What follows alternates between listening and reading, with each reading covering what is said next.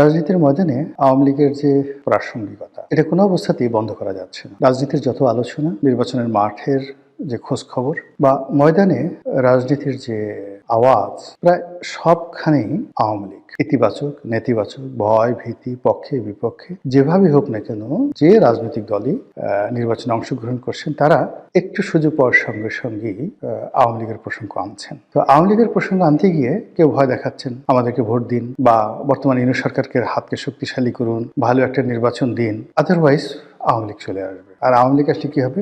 ডলা, এমন ডলা দেবে একেবারে কিয়ামত পর্যন্ত সেই ডলা বলতে পারবেন। এগুলো একটা গ্রুপ। দ্বিতীয়ত হলো দেশি বিদেশি বিভিন্ন পক্ষ, তারা বলার চেষ্টা করছেন যে আওয়ামী লীগকে ছাড়া নির্বাচনটা গ্রহণযোগ্য হবে না, ভালো হবে না, ভালো নির্বাচন হবে না, তোমরা টিকতে পারবে না, বেশি দিন থাকবে না।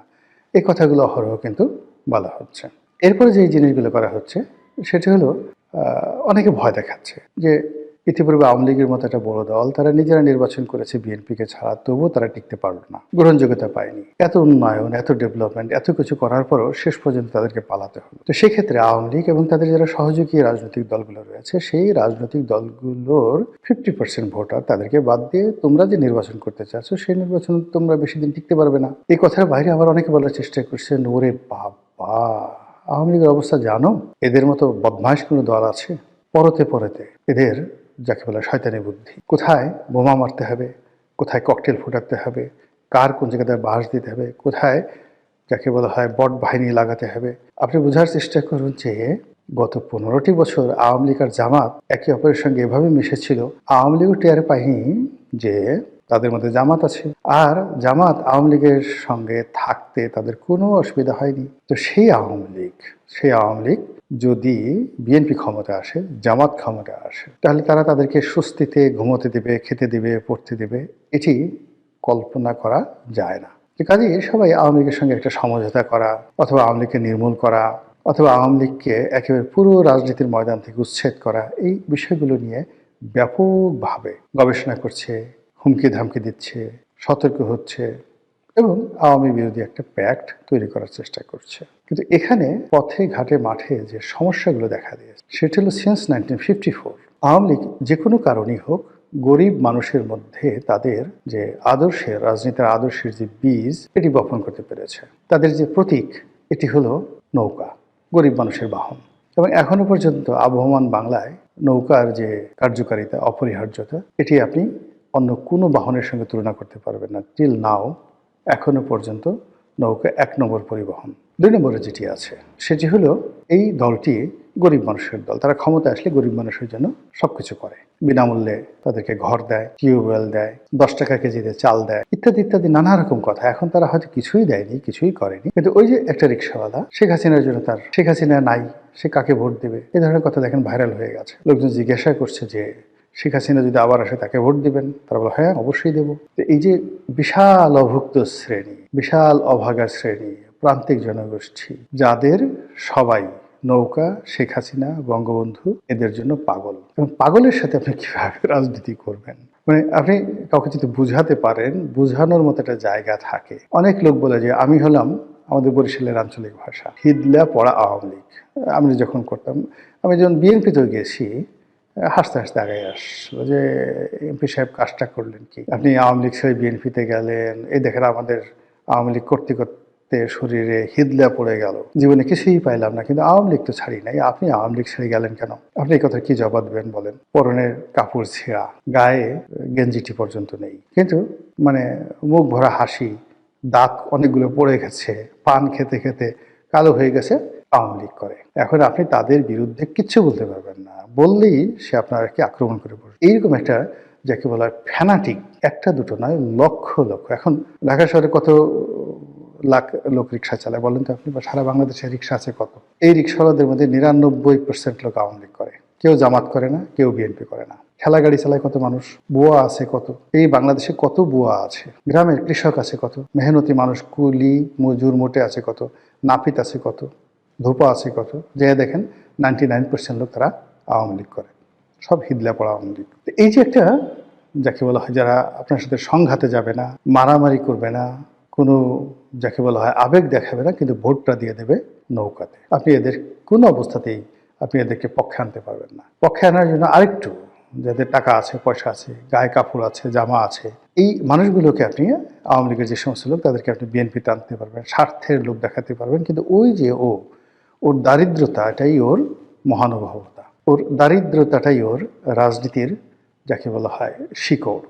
এবং সেই শিকড় নিয়েই সে আওয়ামী লীগ করছে। কেন করছে সে নিজেও যায় না। আবার তার মরার পর তার ছেলে অল্প বয়স, কিন্তু সে আওয়ামী লীগ করবে। তারা তো ওই আমাদের ফরিদপুরের যারা লোকজন আছে তারা আওয়ামী লীগকে বলে আমলীগ।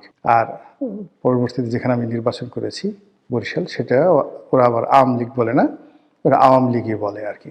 তো যেটা বলছিলাম যে এই যে তাদের যে একটা ফান্ডামেন্টাল গ্রুপ আছে, এটা তাদের একটা মূল পুঁজি, তাদের বিনিয়োগ, তাদের অ্যাসেট, এটার উপর নির্ভর করে তারা অনেক কিছু করে। এরপরে যেটা আছে সেটাও তাদের একটা খুব ডেডিকেটেড কর্মী বাহিনী আছে। বাংলাদেশে এখন পর্যন্ত যে রাজনৈতিক দলগুলো রয়েছে তাদের সবার চাইতে সবচেয়ে ইফেক্টিভ, সাহসী তাদের একটা কর্মী বাহিনী আছে, এবং এরা খুবই খতরনাক। দলের জন্য তারা সব কিছু করতে পারে, বিভিন্ন রকম খতরনাক। আর এই খতরনাক কর্মীদেরকে দিয়ে তারা 1954-এ কি না করেছে, 1956-এ পুরো পূর্ব পাকিস্তান তছনছ করে ছেড়ে দিয়েছে, 1958-59-এ আইয়ুব খানের মার্শাল লকে চ্যালেঞ্জ করেছে, 62 সনে আইয়ুব খানের পুরো মসনদকে কাঁপিয়ে দিয়েছে, 66 সনে পুরো পাকিস্তানকে কাঁপিয়ে দিয়েছে, 69 একটা গণ অভ্যুত্থান করেছে, 70 একটা নির্বাচন করেছে, আর 71 একটা যুদ্ধ করেছে, মুক্তিযুদ্ধ। ফলে 1952 থেকে 1972 পর্যন্ত প্রত্যেকটি বছর, মানে 52 থেকে 72, 20 বছর, এই 20 বছরের যে সংগ্রামী জীবন, এই সংগ্রামী জীবনে তাদের যে রাজনীতির কৌশল, রাজনীতির পারঙ্গমতা, রাজনীতির সফলতা এবং রাজনীতির যেটাকে বলা হয় অ্যাচিভমেন্ট, প্রাপ্তি, এর সঙ্গে আপনি এশিয়া সাবকন্টিনেন্টের অন্য কোনো রাজনৈতিক দলের এই glorious 20 years of success in the field of politics, revolution, liberation war and মানে ইলেকটোরাল পলিসিতে সরকার গঠন করে রাষ্ট্র চালানো, স্বর্ণতে তারা সরকার চালিয়েছে। তো সব মিলে এই 20 বছর হলো তাদের রাজনীতির স্বর্ণ সময়। এই স্বর্ণ সময় তাদেরকে একটা লিগেসি দিয়েছে, এবং সেই লিগেসি ব্যবহার করে 21 বছর পর ওই 20 বছরের লিগেসি ব্যবহার করে 75-এর 15ই আগস্ট থেকে শুরু করে একেবারে 1996 সন পর্যন্ত 21টি বছর ধরে তারা ক্রমাগত কচ্ছপের মতো তারা এগিয়েছে। কচ্ছপের মতো যাকে কামড়ে ধরার তাকে কামড়ে ধরেছে।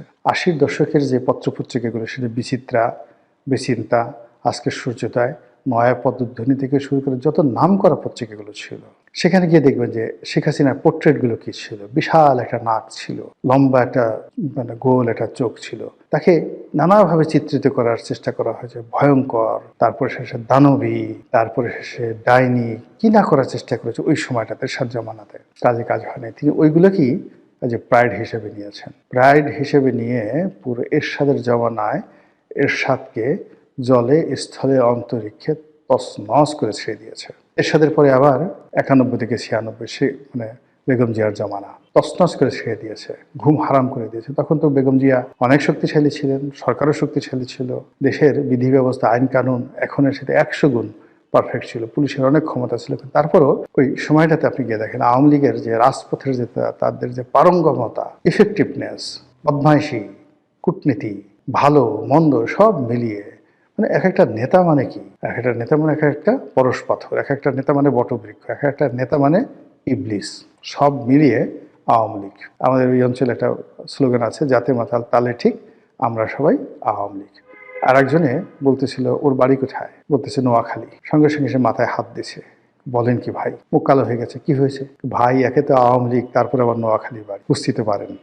যে কোনো একটা ডিল করার আগে সে চিন্তা করছিল। সে এই হলো আওয়ামী লীগের পরিচয়। আবার সেই আওয়ামী লীগ 2001 থেকে 2006 পর্যন্ত, এবং 111 সহ আরও 2 বছর কি করেছে বাংলাদেশে। তাহলে দেখুন ওই যে 20 বছরে তাদের যে সংগ্রামী জীবন, তারপর আবার 21 বছরের যে সংগ্রামী জীবন, 20 আর 21 41 বছর।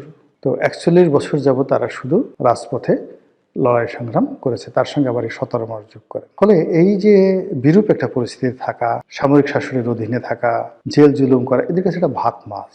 মানে এটা অনেকের কাছে সমস্যা হতে পারে, কিন্তু ওদের মেরুদণ্ডটা বা ওদের শরীরের যে আয়োডিন, ওদের রক্ত, মাংস, অস্থি, মজ্জা, এই সবই খালি এই সমস্ত লড়াই সংগ্রামের জন্যই প্রস্তুত থাকে। তো এইগুলো করে তাদের যে একটা লিগেসি তৈরি হয়েছে যে তারা রাজপথ গরম করতে পারে, প্রতিপক্ষকে ভীত সন্ত্রস্ত করে দিতে পারে এবং তাদের টার্গেটে যাওয়ার জন্য তারা কখনো তুলুবুলু করে না, লড়াই সংগ্রাম করে প্রতিপক্ষকে বাধ্য করে তারপর শেষে তারা প্রতিপক্ষকে পরাজিত করে ক্ষমতায় আসে। এবং অতীতে তারা মুসলিম লীগের বিরুদ্ধে লেগেছে, পরাজিত করেছে, ক্ষমতা এসেছে। মুসলিম লীগ শেষ, আইয়ুব খানের বিরুদ্ধে লেগেছে, আইয়ুব খানের রাজনীতি শেষ, জীবন শেষ, সবকিছু শেষ। এরপর ইয়াহিয়া খানের বিরুদ্ধে লেগেছে, ইয়াহিয়া খান শেষ, there is no Yahya Khan. তাকে এই সেনাবাহিনীর প্রধান, প্রেসিডেন্ট সবকিছু রেখে তাকে পরবর্তীতে ইংল্যান্ডে গিয়ে থালা প্লেট পরিষ্কার করে তাকে পেটের ভাত জোগাতে হয়েছে। এইভাবে আওয়ামী লীগ এরশাদ সাহেবকে ধরেছে, শেষ, একেবারে বগল দাবা করে যা করেছে বলার মতো না। এইভাবে যখন তারা যাকে টার্গেট করেছে, ক্যান্সারের মতো, একেবারে ক্যান্সারের মতো শুষে, রক্ত শুষে, ভ্যাম্পারের মতো, ডাইনির মতো, মশার মতো, যেভাবে বলেন না কেন, যাকে টার্গেট করেছে তাকে ধীরে ধীরে ধীরে ধীরে পুরোটা শেষ করে দিয়েছে। এই যে আওয়ামী লীগের লিগেসি,